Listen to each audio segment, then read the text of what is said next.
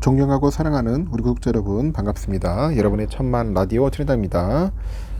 마지막 방송이에요. 이제 방송하고 천회장 또 좀 쉬도록 하겠습니다. 하루가 상당히 빨리 지나가네요. 보니까 정신없이 살다 보니까 이렇게 또 하루가 빨리 가는 줄 몰랐어요. 그래가지고 오늘 영상도 많이 못 올렸는데 하여튼 오늘은 이걸로서 마지막 하고 여러분들도 편안하게 쉬시길 바라겠습니다.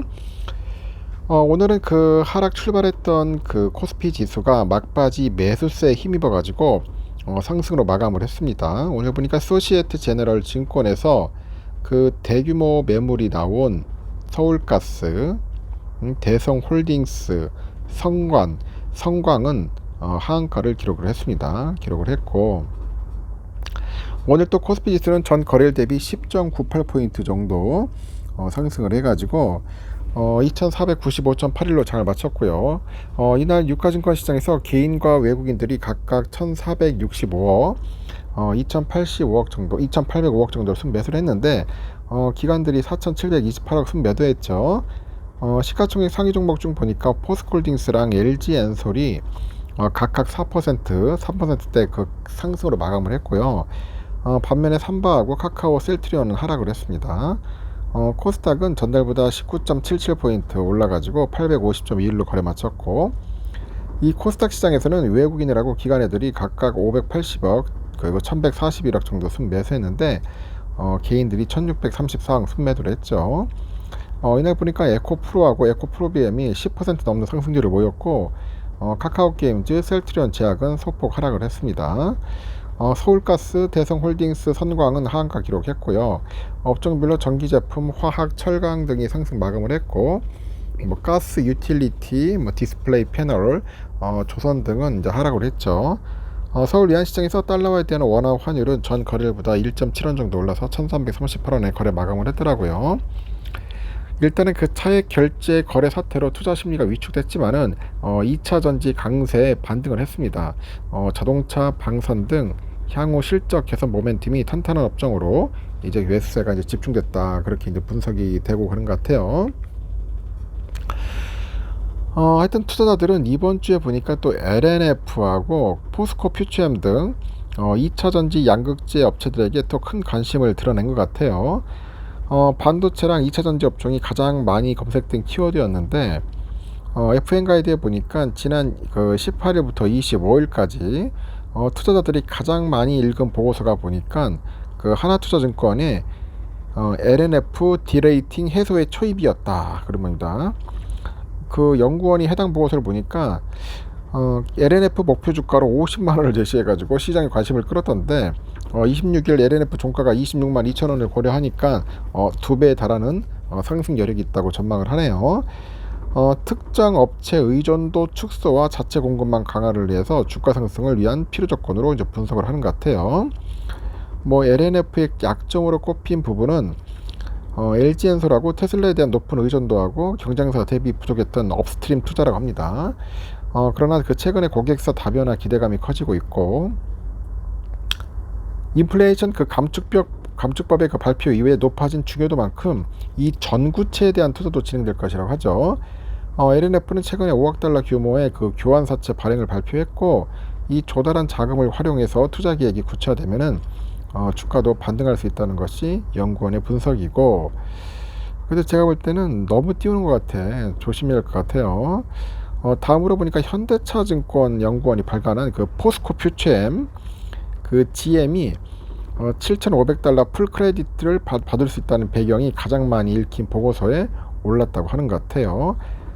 포스코 퓨처엠이 IRA 세부 조항을 가장 확실하게 충족할 수 있는 업체라면서 목표 주가를 30만원에서 46만원으로 또 높인 것 같아요. 현재 보니까 포스코 퓨처엠이 양극재랑 음극재를 주로 공급하는 미국 자동차 회사인 GM의 그 전기차 모델이 7,500달러 세액 공제를 전부 받게 됐다.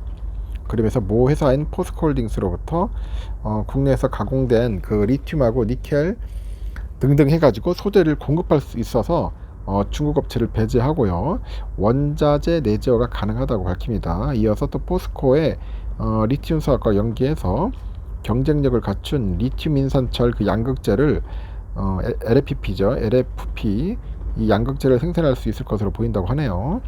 IRA를 계기로 해가지고 점차 시장 점유율을 확대하는 요인이 될 것이라고 그런 이야기도 있고, 이 반도체 업종도 꾸준한 관심을 받아요. 삼성전자는 가장 많이 검색된 종목에 이름을 올렸는데 KB증권에서는 삼성전자 좋아질 일만 남았다, 그런 보고서를 발견했어요. 삼성의 감산이 예상보다 큰 폭으로 이뤄질 것이라고 예측을 해서 시장이 이목을 끌었습니다. 삼성의 메모리 반도체 감산 규모가 시장 기대치를 크게 상회할 것으로 전망이 되고 3분기부터 반도체 수급 가능성이 커질 거라고 합니다. 이 파운드리의 수율 개선도 기업 가치 제고에 긍정적이라는 분석도 있는데 최근에 1년간 부진했던 4.5나노미터 파운드리 수율이 80에서 90%로 안정이 돼가지고 2분기 파운드리 가동률이 직전 분기 대비 10% 높은 90% 이상까지 상승한 것으로 추정이 됩니다. 이렇게 TSMC하고 삼성전자의 그 파운드리 기술 격차 축소를 고려할 때 TSMC 고객사들이 삼성전자로 공급 업체를 다변할 가능성이 높아질 전망이라고 하죠. 이달 들어서 외국인 투자자들은 삼성전자 비중을 확대하고 있고, 외국인들은 이달 들어서 26일까지 삼성을 2조 6,270억 원어치 순매수를 했습니다. 전체 종목 가운데 가장 큰 규모고, 메모리 반도체 경쟁사와 달리 삼성전자는 이 파운드리 사업 가치를 보유하고 있어요. 이에 따라서 매력적인 투자처로 부각이 돼가지고 순매수 기조는 이어질 거다, 그렇게 보고 있는 것 같습니다. 삼성을 좋게 보고 있다, 그렇게 보시면 될 것 같습니다. 그리고 좀 유럽장은 보니까 재밌네요. 보니까 영국은 현재 강하게 변동성이 있어요. 오르락 내리락 하고 있고, 현재 영국은 왔다 갔다 하고 있습니다. 왔다 갔다 하고 있고, 프랑스는 한 0.27% 소폭 상승하고 있고, 독일이 지금 현재 강보합으로 왔다 갔다 하고 있는 것 같아요. 그렇게 아주 좋은 흐름은 아닌 것 같아요. 보니까 필라는 오늘 새벽에 좀 올긴 올랐습니다. 그동안 좀 많이 빠졌어요. 보니까 많이 빠져가지고 3000선을 좀 지켜야 하는데 약간 역부족입니다. 오늘은 좀 올라가지고 한 3000선 근처까지 충분히 회복하지 않을까 하는 생각을 해봐요. 환율은 1340원인데 한 2원 올랐습니다. 소폭 올랐고, 달러 1불에는 133.35엔 소폭 하락, 유가는 74.3달러 소폭 하락을 했습니다.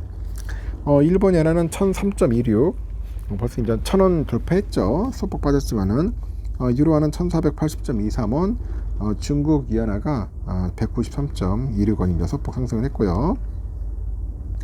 휘발유는 1664.39원 소폭 하락을 했고, 국제금가 1996.6달러 하락, 국내는 86,217.47원 소폭 상승을 했습니다. 참고하시면 될 것 같습니다.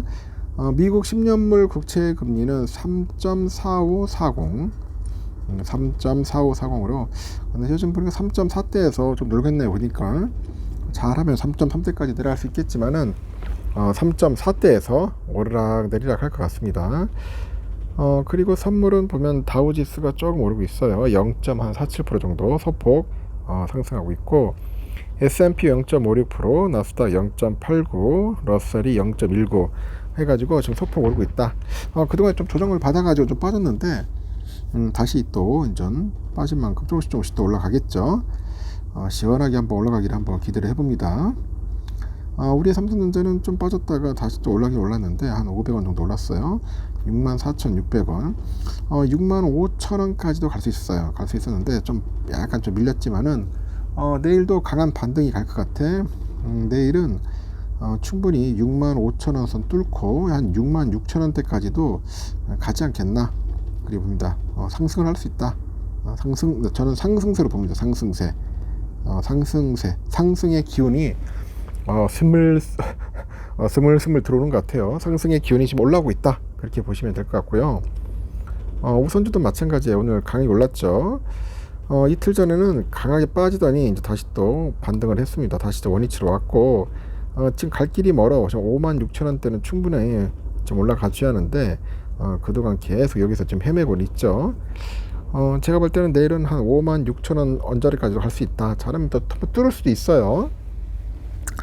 이 56,000원 벽을 잘만 뚫어주면은 이제 6만전자로 가는 겁니다. 6만전자. 6만전자가 이제 가까워져야 한다. 저는 그렇게 봅니다. 그래서 55,000원 내외에서 부지런히 주워 담아야 하는데 부담스럽다면은 55,000원이 약간 깨진다면은 부지런히 주워 담으세요. 주워 담으시고 우리가 빨리 6만전자를 기약합시다. 지겹고 답답하죠. 답답하더라도 그냥 그러려니 하세요. 뭐 주가라는 게 그래요. 흐름이 내가 원하는 대로 가는 게 아니에요. 오르락 내리락 하는 거지 뭐 매번 오른다는 것은 비정상인 거야. 결국 보세요. 결국 그렇게 작전 세력들에 의해서 털리는 거 봐봐. 임창정 그 가수 임창정이 보세요. 뭐 30억 투자했다는데 벌써 지금 마이너스 20억이라고 하는 거 보니까 그런 식으로 꼭 투자를 해야겠습니까? 그러니까 우리는 우리의 길, 우리의 방향이 있어. 그 방향대로 가면 됩니다. 한 걸음 한 걸음 가다 보면은 목적지에 도착합니다. 천천히 가도 괜찮습니다. 방향성이 중요하다고 저는 봐요. 일단 여기까지 할게요. 여러분 고생하셨고 편히 주무시고 내일 새벽에 뵙도록 하겠습니다. 여러분 굿나잇.